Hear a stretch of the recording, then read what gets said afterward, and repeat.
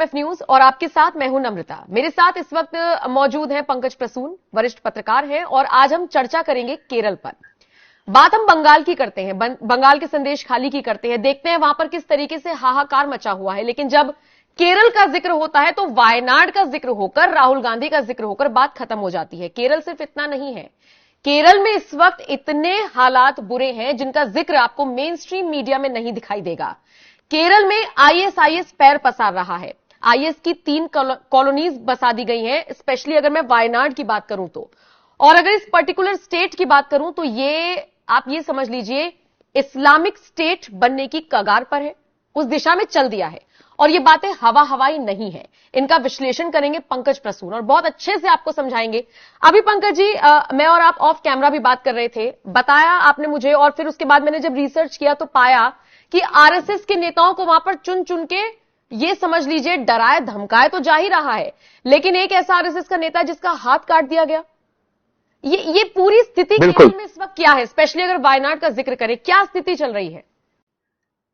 देखिए, मैं केरल की स्थिति के बारे में बताऊंगा, लेकिन उससे पहले यह जानना जरूरी है इस देश के लोगों के लिए कि वायनाड ही राहुल गांधी ने क्यों चुना और वही सीट उनके लिए सुरक्षित सीट क्यों मानी जा रही है।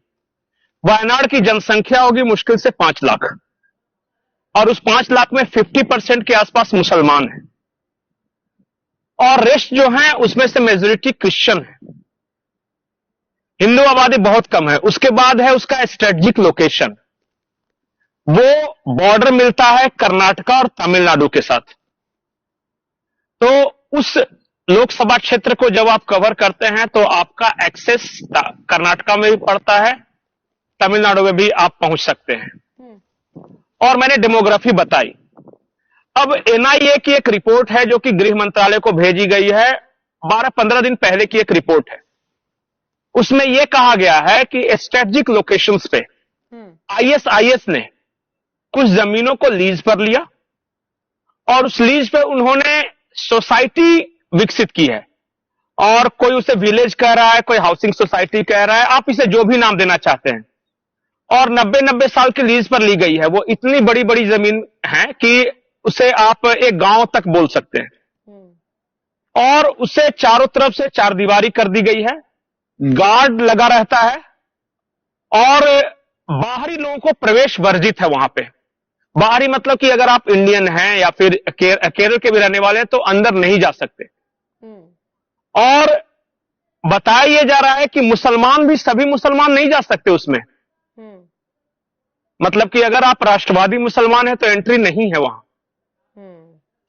और एनआईए की रिपोर्ट कहती है कि कुछ संदिग्ध गतिविधियां हो रही हैं, और एनआईए ने अपनी रिपोर्ट में उसे आईएसआईएस का गांव बताया है, आईसिस का गांव। और बड़े कायदे से पूरी रिपोर्ट में यह बताई गई है कैसे मलेशिया से पैसा आया, कैसे केरल में उस पैसे से जमीन ली गई लीज पर, या फिर यह बताया गया कि कोलंबो में, श्रीलंका के कोलंबो में एक चर्च पे हमला हुआ था, बम धमाका हुआ था, और वहां जो धमाके बहिष्कर्ता है वो अशरफ करके नाम है उनका, और उसको माफ कीजिएगा, उसको इन लोगों ने, जो मोहम्मद अशरफ है जो कोलंबो चर्च के धमाके हुए थे उसके जो आरोपी हैं, उसको आइडल बना के रखा है अपना। अच्छा, जो इंस्पायरिंग फिगर। तो मैं ये कहना चाहता हूं कि संदिग्ध तो है, और ये सब कुछ वहां हो रहा है जहां राहुल गांधी का वायनाड जो लोकसभा कंस्टिट्यूएंसी है। अब आपने पूछा है, आपकी आवाज नहीं आ रही शायद वहां से, एक बार चेक कीजिए। आवाज आ रही है? हाँ, आपकी मुझे मिल रही है। आपको मेरी आवाज मिल रही है? हाँ, मैं ये कह रहा हूं कि ये तो वायनाड के बारे में मैंने बताया। अब आप केरला की स्थिति ले लीजिए। एक कुन्नूर जिला है केरला में, वहां ऑफिशियल फिगर है, ऑफिशियल मैं बता रहा हूं, 115 आरएसएस कार्यकर्ताओं की मौत। और वो इसलिए मारे गए क्योंकि वो खास विचारधारा से जुड़े हुए थे, और कम्युनिस्ट जो लोग जो थे इस विचारधारा को पसंद नहीं करते। दूसरी बात है, किसी के हाथ काट दिए गए। आपने जोसेफ का नाम लिया, जिनके हाथ काट दिए गए थे। कई महिलाओं के साथ बहुत बुरा व्यवहार किया गया। ये सिर्फ कुन्नूर डिस्ट्रिक्ट की बात है, मैं बाकी पूरे केरला की बात ही नहीं कर रहा। उसके बाद वही केरला एक ऐसा स्टेट है जहां केरला हाईकोर्ट ने लिखित रूप से यह कहा है कि love jihad exist, there is a word called love jihad. यह किसी भी हाईकोर्ट ने नहीं कहा।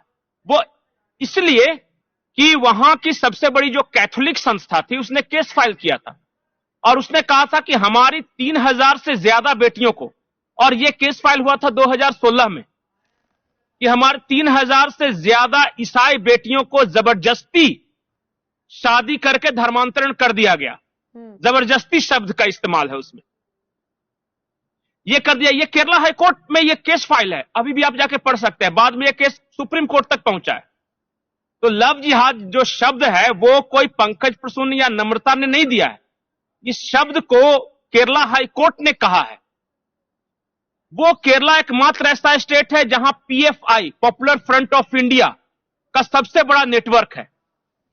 और अब इस तरह के आरोप लग रहे हैं कि पॉपुलर फ्रंट ऑफ इंडिया और जो कम्युनिस्ट लेफ्टिस्ट का जो स्टूडेंट विंग है SFI, student federation of India, इन दोनों ने हाथ मिला लिया है और इन दोनों ने एक साजिश रची है। ये रिपोर्ट है, मैं कुछ इल्जाम नहीं लगा रहा हूं। इन दोनों ने साजिश रची है आरएसएस और बीजेपी के बड़े नेताओं की हत्या की साजिश।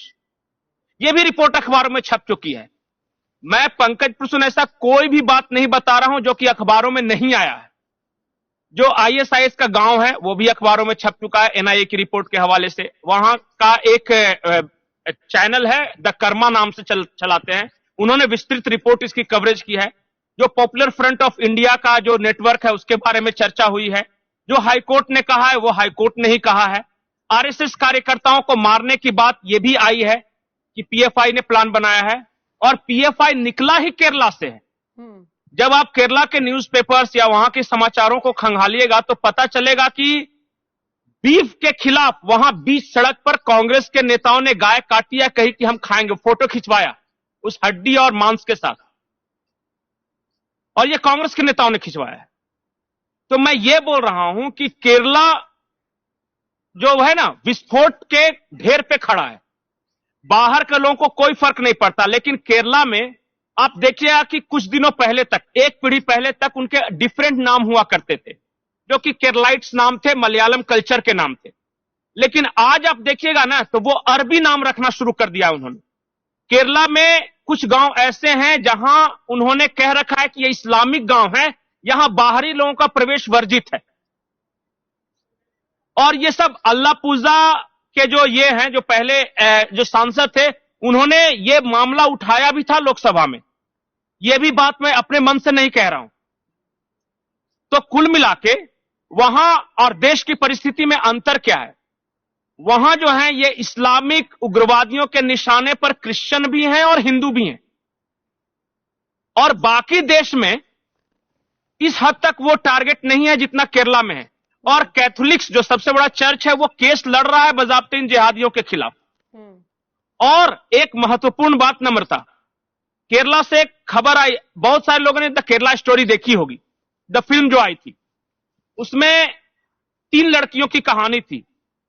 लेकिन अभी ऑफिशियल कोई बताने को तैयार नहीं है, लेकिन एक एनजीओ ने निकाले थे आंकड़े 3000, जी हां 3000 लड़कियों को आईएसआईएस के लिए लड़ने के लिए देश से बाहर ले जाया गया।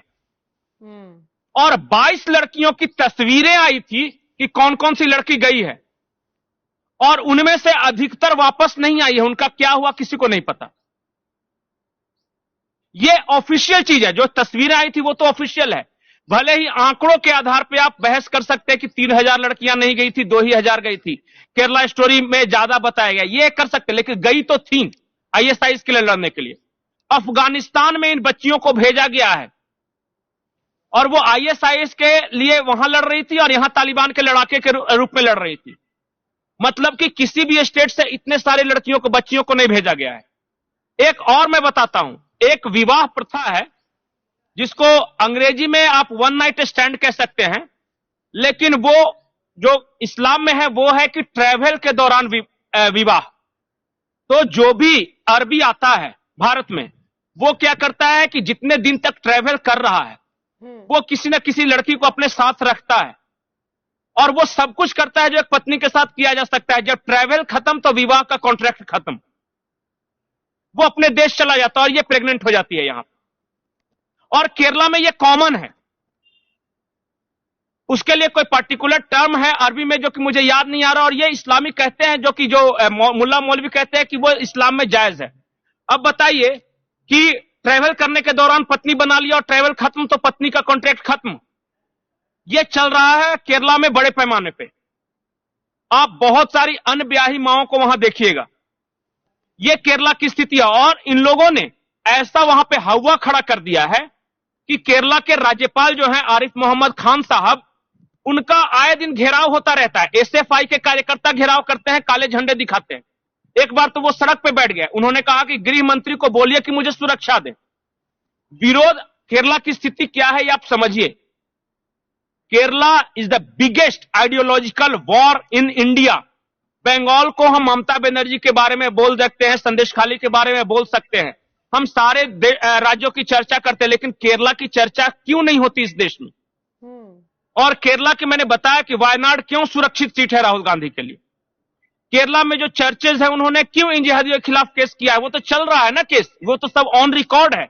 मैंने एक भी बात ऐसी बताई हो जो कि ऑन रिकॉर्ड नहीं है, जो कि मीडिया में नहीं छपा है। और एक बात मैं बताता हूं, भारत में आईएसआईएस के जितने भी संदिग्ध उग्रवादी पकड़े गए हैं, आतंकी पकड़े गए हैं, सबसे ज्यादा संख्या केरला की है उसमें। और उन्होंने देश के खिलाफ कैसे कैसे साजिश रची आप देखिए। अभी कुछ दिनों पहले झारखंड के हजारीबाग का एक लड़का पकड़ा गया था, नाम था मोहम्मद सलमान, और पता चला कि वो आईएसआईएस के केरला मॉड्यूल के साथ जुड़ा हुआ है। मतलब कि केरला मॉड्यूल है आईएसआईएस का, जिसमें बेंगलोर के लड़के, कर्नाटक के लड़के, वो हैदराबाद के लड़के, झारखंड के लड़के, यहां तक वो शामिल हैं। तो केरला के बारे में चर्चा होनी चाहिए, वहां एक एक जिलों के बारे में चर्चा होनी चाहिए कि डेमोग्राफी कैसे बदली केरला की। केरला में तो बांग्लादेशी भी नहीं आए, वहां डेमोग्राफी कैसे बदली है, इस बात का पता लगे। वहां डेमोग्राफी बदली है धर्म परिवर्तन से। अब बताइए कि केरला स्टोरी में आपने देखा था ना कि एक और वीडियो आपने हाल फिलहाल में देखा हो कि कैसे वहां हिंदू बच्चियों को हिजाब पहनाना सिखा रहे हैं। वो ये कह रहे हैं कि हिजाब पहनोगी तो तुम सुरक्षित रहोगी, कोई भी मियां लड़का, मुस्लिम लड़का तुम्हें छेड़ेगा नहीं। मतलब कि वो डराएंगे और उस डर से तुम हिजाब पहनो। और ये केरला में बड़े पैमाने पर ये चला है।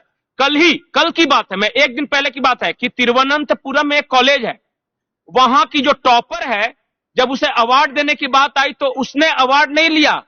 या ध्यान दीजिए नम्रता, उस बच्ची ने अवार्ड नहीं लिया, उसका भाई साथ में आया था, भाई को वो पटका पहनाया गया, क्योंकि इस्लाम में नाजायज है किसी महिला को पटका पहनाना। वो ये है, कल की खबर है, तिरुवनंतपुरम का कॉलेज है। मतलब मैं इधर उधर की बात नहीं कर रहा हूं, केरला की राजधानी का ये है। आप निकालिए वो वीडियो, तिरुवनंतपुरम कॉलेज, सिर्फ टाइप कीजिए, कल की ये खबर है। अब बताइए कि जहां के हालात इतने भयावह हों और वहां इन इस्लामी जिहादियों से सबसे ज्यादा खतरा, हिंदुओं को तो खतरा है ही, क्रिश्चियनों को सबसे ज्यादा खतरा हो रहा। इसलिए आप देख रहे होंगे कि हाल फिलहाल में बहुत सारे क्रिश्चियन संगठन ऐसे हैं जो प्रधानमंत्री मोदी से जिन्होंने मुलाकात की है। केरल की सबसे बड़ी जो क्रिश्चियन संस्था है उसने बीजेपी को सपोर्ट करने का ऐलान किया, क्योंकि कांग्रेस वो लड़ाई नहीं लड़ रही है। किसी जमाने में कांग्रेस को इन लोगों ने बहुत सपोर्ट किया था कि सोनिया गांधी है वो कैथोलिक है और राहुल गांधी उनका ख्याल रखेंगे, लेकिन इन्होंने उन्हें लावारिस की तरह छोड़ दिया। उसी केरला में राहुल गांधी जाके ये कहते हैं कि मुस्लिम लीग सेकुलर है। मतलब भाजपा कम्युनल है, नरेंद्र मोदी कम्युनल है, लेकिन मुस्लिम लीग सेकुलर है, और वो इंटरनेशनल मंच पर बोलते हैं राहुल गांधी। क्यों? क्योंकि उसी मुस्लिम लीग ने वायनाड में इनको सपोर्ट किया था, और उसी मुस्लिम लीग के साथ कांग्रेस का पैक्ट है, गठबंधन है बिल्कुल। और इसीलिए आपने शुरुआत में कहा कि वायनाड सीट सेफ क्यों है राहुल गांधी की, मैं पहले इस पे चर्चा करूंगा। जी जी जी, आवाज मिल रही है आपको ना मेरी? अच्छा, मुझे ये बताइए, आपने जिक्र किया झारखंड का भी। झारखंड के रामगढ़ जिले से भी एक खबर आई थी कि यहाँ पर आदम सेना एक्टिव हो गई है। बिल्कुल। और ये वो लोग हैं जो डरा रहे हैं लड़कियों को कि हम शरिया कानून ले। ये क्या है आदम सेना और इनके रूल? मैं बताता हूँ नहीं, मैं बताता हूँ। झारखंड की राजधानी है रांची, और रांची से मुश्किल 40 किलोमीटर दूर है रामगढ़। और रामगढ़ में एक प्रखंड पड़ता है जिसका नाम है दुलमी, और उस दुलमी प्रखंड में कुछ गांव है जो कि मुसलमानों के गांव है। अब उस गांव में मैंने एक खबर पहले ही बताई थी कि उस गांव में कुछ ऑटो उतरता है, टेम्पू उतरते हैं और अनजान तरह के लोग वहां उतर रहे हैं, जिनके अजीब से चेहरे हैं, जो कि झारखंड के लोगों के तरह के चेहरे नहीं है। वो दिखने में थोड़ा सा नेपाली चाइनीज की तरह लगते हैं, तो लोग कहते हैं कि वो रोहिंग्या लोग हैं। उनकी भाषा भी अलग है। वो किराए के मकान में रह रहे हैं, वो प्लास्टिक के ड्रम वगैरह आजकल बेच रहे हैं और बहुत इस तरह कबाड़ चुनने का काम, प्लास्टिक का ड्रम बनाने का काम। और स्थानीय मुसलमानों के साथ भी उनका थोड़ा फ्रिक्शन हुआ था। रांची से सटा हुआ एक इलाका है इरबा, वहां साल 1.5 साल पहले एक हिंसा हुई थी और वो हिंसा हुई थी स्थानीय झारखंडी मुसलमानों के बीच और ये जो आए हैं बाहर से इनके बीच, और दुकानों में आग वगैरह लगा दी गई थी और मामले को दबा दिया गया। मैं बिल्कुल प्रामाणिकता के साथ कह रहा हूं कि झारखंड के रामगढ़ के इलाके में बड़े पैमाने पर रोहिंग्याओं को बसाया जा रहा है और इन्हीं में से मैं बताता हूं कुछ लोग ऐसे हैं ना जो इस तरह के माइंडसेट के हैं, जो जिहादी मानसिकता के लोग हैं, और उसमें कुछ स्थानीय नौजवान भी जुड़ गए हैं। इन्होंने एक सेना बनाई है जिसका नाम है आदम सेना, और वो कर क्या रहे हैं, वो नम्रता हिंदुओं को बिल्कुल कुछ नहीं कर रहे हैं क्योंकि उनकी हिम्मत नहीं। वो क्या कर रहे हैं, मुसलमान के गांव में जाके बच्चियों को परेशान कर रहे हैं।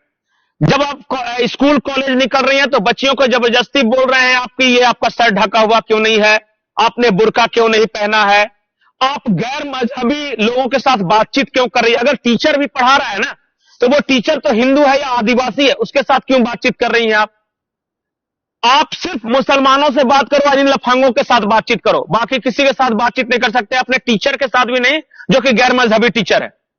और ये आदम सेना बनाई किसने है किसी को नहीं पता। कुछ लफंगे लड़के हैं जो गांव में, और तो और मैं बताता हूं इन लोगों ने क्या किया है कि अगर किसी बच्ची को कमजोर देखा है या किसी महिला को कमजोर देखा है ना जिसकी हैसियत उतनी समाज में नहीं है, उनको बैकआउट करने का निर्णय सुना दे रहे हैं ये कि समाज से बैकआउट हो रहे हैं और असली नजर उनकी संपत्ति पे है। मान लिया कोई विधवा है, अब उसका कुछ जगह जमीन है तो इन लोग क्या कर रहे हैं ना कि ये विधवा कुलक्षणी है तो इसका कैरेक्टर खराब है तो फलाने के साथ इसका चक्कर है, इस तरह करके उसको बदनाम करना है, गांव से बदनाम ये बैकआउट करवाना है, उसकी जमीन पे कब्जा कर लेना है और उस जमीन पे इन्हीं रोहिंग्याओं को बसाना है। आप समझ रहे हैं स्थिति। और ये बात सही है कि सरकार को पुलिस को सब कुछ पता है, पर क्यों नहीं कर रही है कार्रवाई, ये सबसे बड़ा सवाल है। और झारखंड के कई इलाके, झारखंड की आपने बात की तो मैं बता दूं, ये निशिकांत दुबे का इलाका आप जानती है ना, निशिकांत दुबे गोड्डा के सांसद है, उनके इलाके में कुछ जगह है जैसे एक साहिबगंज जगह है, वहां पे जब आप देखिएगा कि सर्वे रिपोर्ट जो गवर्नमेंट ऑफ इंडिया की है तो 9 से 10% मुसलमान थे और 31% आदिवासी रहते थे वहां पे। और जो ताजा रिपोर्ट आई है 2011 की, क्योंकि 2011 के बाद गणना बंद कर दिया, 2011 की बात कर रही है कि 31% मुसलमान है और 8-9% आदिवासी होंगे, बिल्कुल रिवर्ट। और मैं तो ये 2011 की बात कर रहा हूं, अब 2022 में आ जाइए और वो कर क्या रहे हैं, सरकारी जमीनें जहां खाली है वहां पे अपने झुग्गियों को डाल दे रहे हैं, उस पर कब्जा। देखिए ट्राइबल कल्चर में महिलाओं को अधिकार मिले हुए हैं, यहां महिलाएं इकोनॉमी भी देखती हैं, बाहर काम भी करती हैं, घर भी संभालती है, सब कुछ। तो ये आजादी है कि आप अपना मनपसंद जीवन साथी किसी को चुन सकते, बहुत ज्यादा समाज में इसे लेकर बंधन नहीं है। तो ये क्या कर रहे हैं कि एक पत्नी इनकी मुसलमान हुई जो मेन पत्नी है, लेकिन 2-3 पत्नी ट्राइबल महिलाओं के साथ शादी कर ले रहे हैं ये। और शब्द पता है क्या है नम्रता, जो ये आदिवासी महिलाओं के साथ शादी करते हैं इनको बियरर चेक बोलते हैं। बियरर चेक मतलब ब्लैंक चेक है ये इनके लिए। आप बियरर चेक जाके गांव में पूछ लीजिएगा तो बोलेगा कि मेन पत्नी मुसलमान लेकिन बाकी की 2-3 पत्नी आदिवासी। और ये करती क्या है, उनके शारीरिक भूख को तो शांत करती हैं, ये बेचारी नर्स का काम कर रही है, ये किसी घर में दाई का काम कर रही है और ये उस घर को पाल रही है, उस सांड को पाल भी रही है अकेले, और वो सिर्फ इनसे बच्चे पैदा कर रहा है और कह रहे हैं कि ये हमारे लिए बेयरर चेक है, और मन उब जा रहा है तो छोड़ भी दे रहा है। इसलिए कि आदिवासी समाज में इस तरह का बंधन है ही नहीं कि कैसे छोड़ दिया, कैसे शादी कर ली, इसका ये फायदा उठा रहे। और अगर आप आदिवासी महिलाओं के साथ शादी करते तो उसकी संपत्ति आपको मिल जाती है। ये एक फटेहाल टाइप का, मैं बताता हूं, रांची से बिल्कुल सटा हुआ एक इलाका है जहां मैं रहता हूं, मुश्किल से 2 किलोमीटर का नया सराय टुंडुल का इलाका है। नया सराय टुंडुल में इस बार वो हार गई, लेकिन पिछले 3 बार से एक वार्ड सदस्य बन रही थी, आदिवासी महिला थी, और उसका पति का नाम था अशरफ।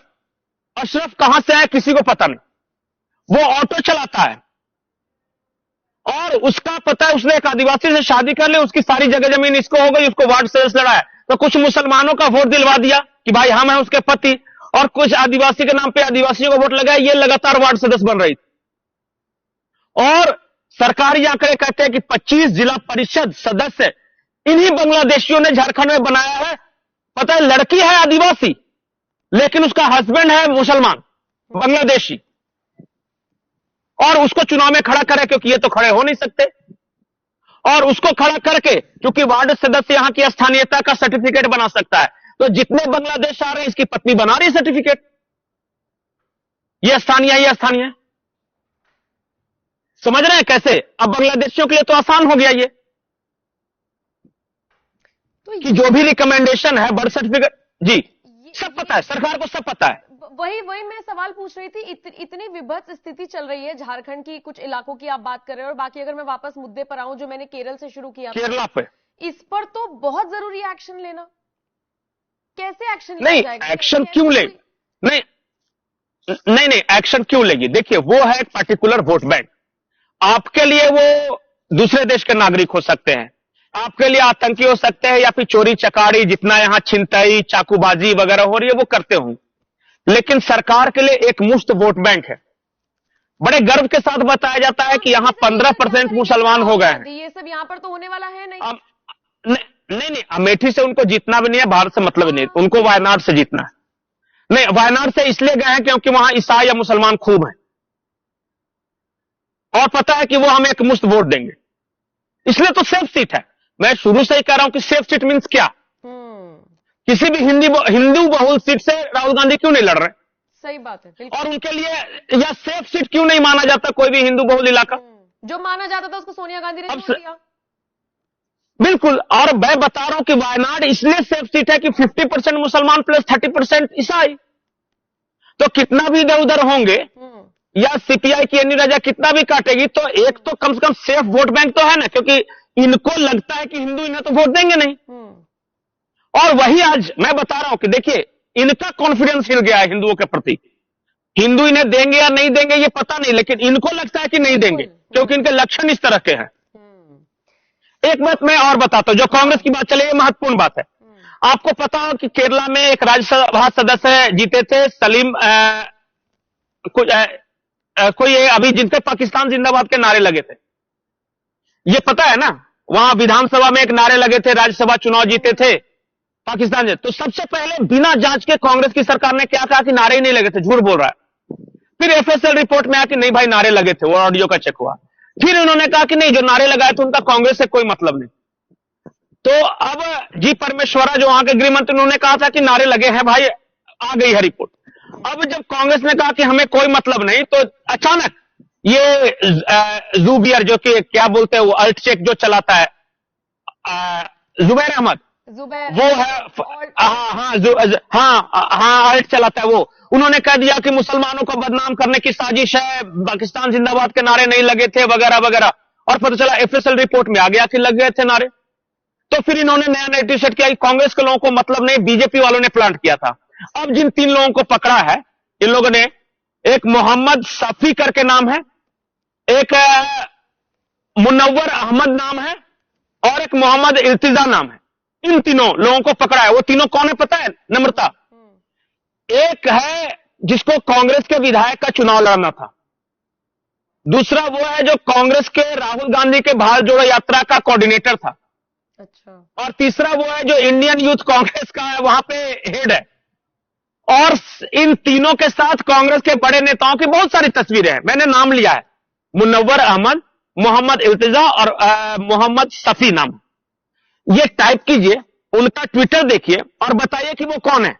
आज से नहीं, बहुत दिनों से इन लोगों ने, ये कांग्रेस कभी डीके शिव कुमार के साथ, तो कभी पवन खेड़ा के साथ, तो राहुल गांधी के साथ भी कैजुअल इस अवस्था में, जब राहुल गांधी हाफ पैंट और टी शर्ट पहन के बैठे हैं, उनके साथ फोटो है, ऐसे सबके साथ तो तस्वीरें खिंचाते नहीं राहुल गांधी। अब मैं तो नाम लेके और गवर्नमेंट जिसको गिरफ्तार किया उसके बारे में बता रहा हूं, मैं अनजान लोगों के बारे में तो बता नहीं रहा हूं कि किसने नारे लगाए। मैं तो एफएसएल रिपोर्ट के बारे में बता रहा हूं कि इन तीनों के आवाज का मिलान हुआ, इन्हीं तीनों ने नारे लगाए थे। अच्छा बताइए, राहुल गांधी के साथ फोटो खिंचवाने वाला पाकिस्तान जिंदाबाद क्यों बोलेगा? और इसीलिए अब बताइए, बिना जांच के कैसे तुरंत प्रेस कॉन्फ्रेंस किया था उस दिन कि नहीं बोला है, नहीं बोला है, नहीं बोला है। अब एफएसएल की रिपोर्ट आ गई कि बोला है। अब मैं क्या बोलूं? अब ऐसा थोड़ी ना बोल सकता हूं कि कांग्रेस का हाथ इन लोगों के साथ, ये तो मतलब कि बोलेंगे कि देखो कैसा पत्रकार है। मैं तो सिर्फ घटनाएं बता रहा हूं कि ये हुआ है। मैं तो हाईकोर्ट की टिप्पणियां बता रहा हूं, घटनाएं बता, मैं तो बता रहा हूं जो एनआईए ने रिपोर्ट बता रहा हूं। वही मैं कह रही हूँ, घटनाएं बताई, बिल्कुल। आंकड़े बताए हैं, तर्क दिए। मैं बाकी पंकज जी जनता पे छोड़ बिल्कुल। देते हैं। आप केरल का जिक्र किया, आपने झारखंड का जिक्र किया, और चर्चा आपको कैसी लगी कमेंट करके आप हमें जरूर कर्नाटक बताइएगा। की मैंने की। बाकी पंकज जी बहुत बहुत शुक्रिया मेरे साथ जुड़ने के लिए और वक्त देने के लिए।